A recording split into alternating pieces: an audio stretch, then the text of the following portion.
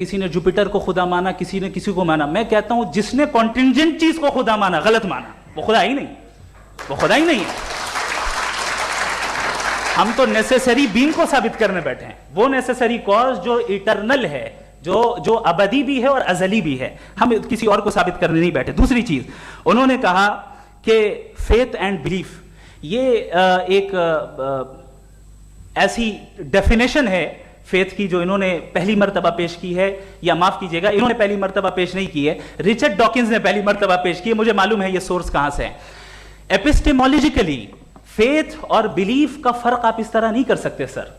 Faith सही भी होता है, गलत भी होता है, बिलीफ सही भी होता है, गलत भी होता है। जो लॉजिक, रीजन और एविडेंस से बैक्ड होगा वो फेथ सही होगा। और आप जिस फेथ की बात कर रहे हैं कि इलॉजिकल है और उसके पीछे नहीं है, तो we are on the same page.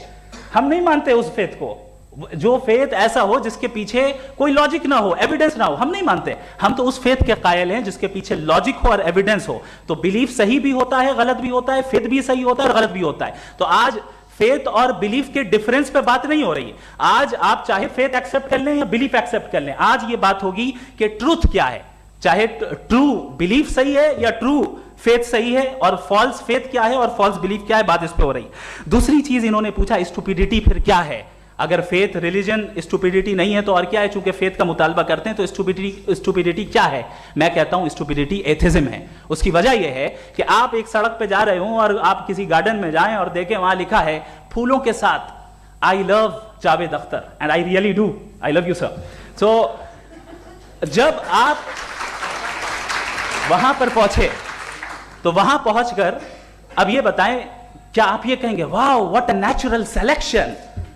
ये क्या नेचुरल सिलेक्शन है? नहीं, ये प्रिसाइजली डिजाइंड है, इसके पीछे डिजाइनर है। लिहाजा अगर कोई एक ऐसी कॉमन सेंस की बात को कबूल नहीं कर रहा है कि यूनिवर्स जो इतने प्रिसाइजली काम कर रहा है, हम कह दें कि खुद ब खुद बन गई, मैं समझता हूं इससे बड़ी स्टुपिडिटी और कुछ नहीं है। ये इर्रेशनल चीज है। फिर हमारे सर ने कहा कि आपने बॉल पे फोकस किया, आइलैंड पे फोकस नहीं किया। अरे आइलैंड को किसने बनाया, यही समझाने के लिए तो बॉल की मिसाल दे रहा हूं।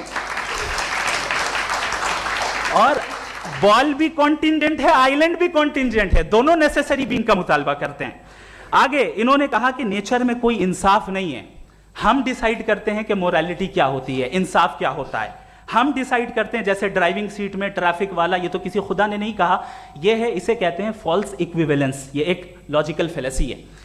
आपने जो है मिसाल दी ड्राइविंग की और ट्रैफिक की, ये सब्जेक्टिव मोरालिटी है। आप सब्जेक्टिव मोरालिटी